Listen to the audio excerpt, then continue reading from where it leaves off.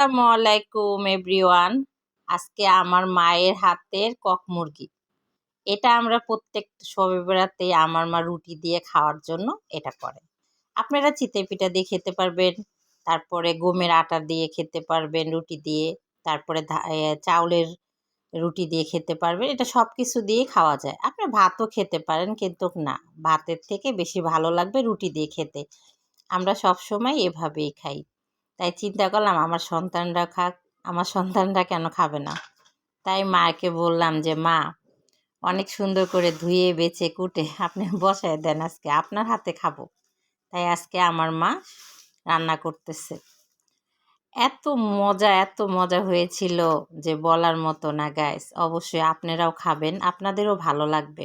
আমার মা সব বাটা মানে হাতে সব বেটে নিয়েছিল মশলা।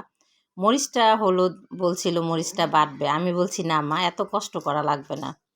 যেহেতু আমার মারও তো এখন একটু বয়স হয়ে গেছে, দরকার কি এত কষ্ট করার। একে একে করে সুন্দর করে আমার মা কিন্তু বারবার এটা লেড়ে দিচ্ছে।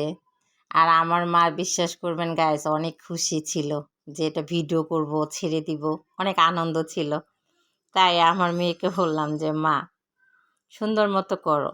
আসলে কি গাইস, আমি একটু অসুস্থ, তাই কোনো রকমের কোনো ভিডিও দিতে পারিনি।